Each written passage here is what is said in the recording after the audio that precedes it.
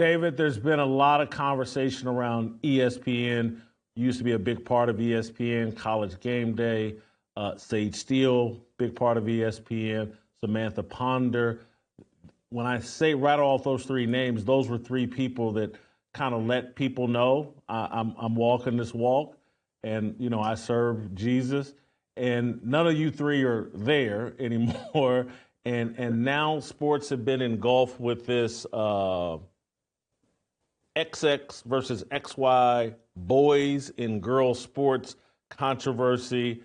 And when you were at ESPN, were you feeling that pressure? Could you feel that you were in the middle of conflict and a lack of comfort being able to fully express your worldview?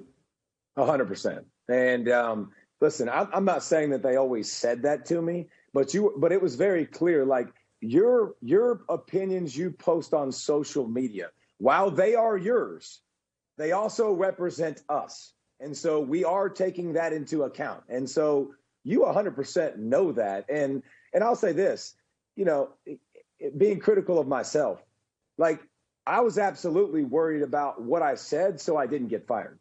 And I think that's a bad thing, man. I think that's a bad job by me, a really bad job by me.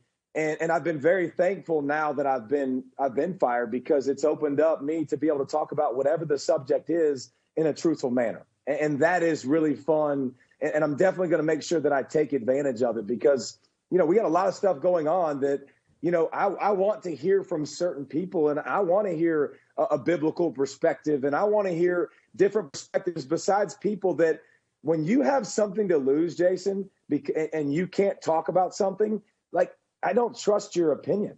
Like, you know what I'm saying? I mean, you literally, that they can't necessarily say exactly. Dan Orlovsky's a great point. Like, he said what he said, completely his beliefs, what he wanted to say. And then all of a sudden he's like, wait a minute, I take it down because I don't want to get in trouble. And I'm afraid that I'll get in trouble. So it's freeing. It's good. I wish I wasn't a coward. I wish I'd had the onions to do it when I had the opportunity when I was at ESPN.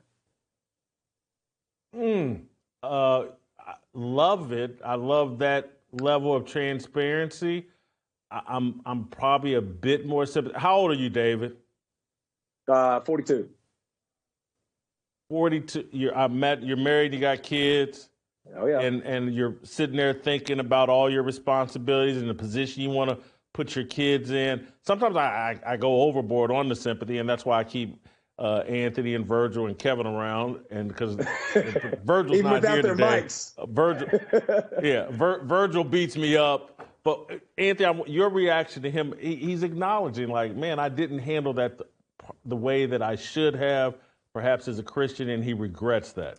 It's interesting when you're in that position, you want to be bold in your faith and being handcuffed, understanding that sometimes that even happens in churches where even ministers are looking at the audience, and if they're not solid in their faith, they may want to placate to the audience rather than being convicted.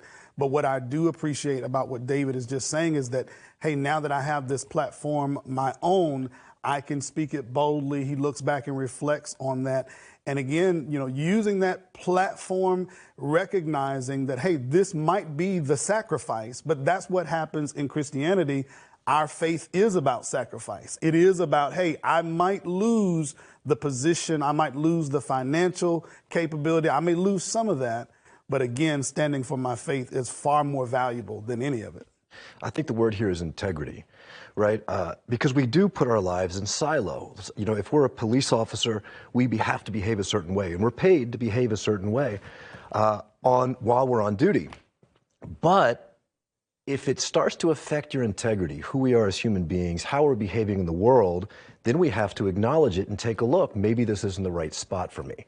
And the courage is walking away when it's good, right? When it's really good and the paychecks are coming in, the bonuses are big, and you're willing to walk away because it's not right for you.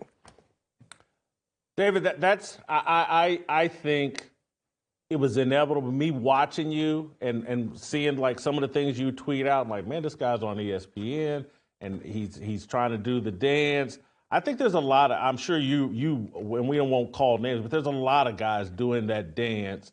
What would you say to the guys that are in the exact same position you are, and they're looking at what's going on with young people? Again, for me, it's just like, man, we got drag queens dancing in front of little kids, and child-friendly drag shows, and now we got boys playing girl sports. That's where it's just like, I can't be quiet. I got to speak out, and I got to call people out that won't. It's the kids part that has pushed me over the line where I just got to go independent, where I can talk about Jesus and I can call these people out. What was the line for you? Well, I think it's not just, on-air talent. I think it's actors. I think it's musicians. Like, all these people have such a strong ability to connect to people and have a following and shoot influencers. Like, so many people now, like when we were younger, man, very few people could influence us. And now the world is so small with social media that everyone can influence everyone. And somebody in Australia can connect with you this morning. And so I think it's a different world. It's a bigger world it's a smaller world now. And so we have so many people. But here's the thing, man, like, what's right, what's wrong. And it's just like, I've had a lot of opportunities, man, since I've been done. And, a gambling company came to me and we want you to send out a series of this. And Jason, the money was really nice. Like, I was like, dang, like that would be really good. Well, if I cause one person to stumble, then I'm not doing my job.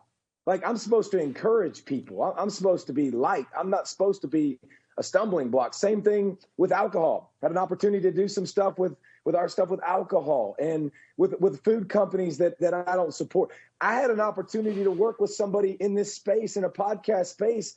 And I was like, okay, is that who I want to be attached to? And so I think just being cognizant, but being okay speaking your mind, being okay with people disagreeing with you, being okay with the vitriol that comes your way for your convictions. You're going to suffer. Like, the Bible talks about that. Like, we're going to suffer for our faith, and that's okay. I'm going to suffer from not trying to live in the world, right? To trying to be different. And I think getting comfortable with that and understanding that some of that comes with it. But you have an opportunity, man, to change lives. And if it's worth suffering to change 2 lives and 3 lives and 4 lives, and just like with the men and women's sports, like, I didn't know what to say, Jason.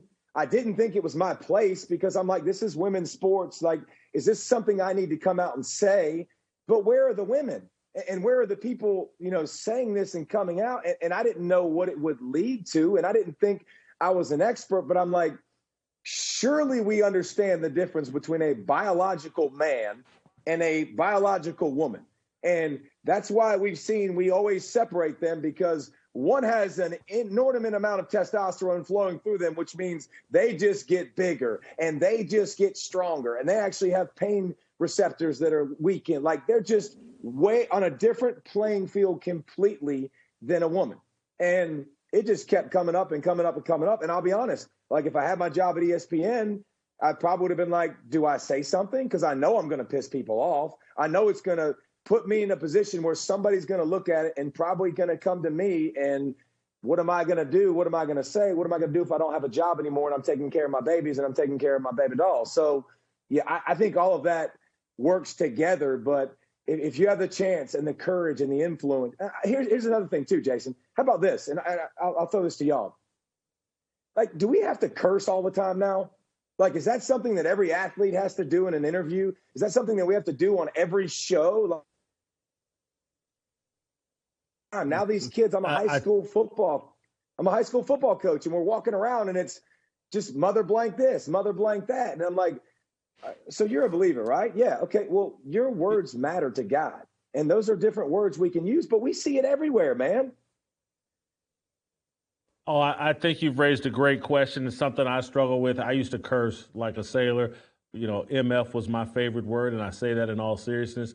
Tony Dungy had to come after me on social media, did it privately in DMs, like, hey, Jay, you saying you're on my team, you can't be talking that way. And it's helped me, really, he pushed me the right direction, and I've done a better job with it. And now I hear things differently because even in this podcast YouTube space, they, I think, reward profanity. The more raw your speech is on YouTube, I think the algorithm loves it, because I'll look around at shows where I'm like, man, they got 8,000 live concurrents listening to this, and every other word out of this guy's mouth is profane or stupid. It's not grammatically correct. And I'm like, the whole system is rigged to reward dysfunction and chaos. And you're 1,000% right. David, where I will say to you, and I want Anthony to chime in, he started out by saying that he had questions about, like, hey, it's women, and do I really have an opinion on that, or where are the women at? And my position, and again, I'm probably on the sexist pig spectrum, is that, hey, man, I got an opinion on everything. I'm a man. I'm in leadership. This woman doesn't really know what she's doing. And if I don't hop out here and tell her what to do, we're going to be dealing with chaos. I'm probably a little too far on others. But when I hear David, it's like, no, as a man, and particularly as a man following Jesus Christ, yeah, have an opinion on everything and speak it loudly, as long as you're coming from this book. Like what you saw? Hit that like button, subscribe, and check out the full episode by clicking the link below.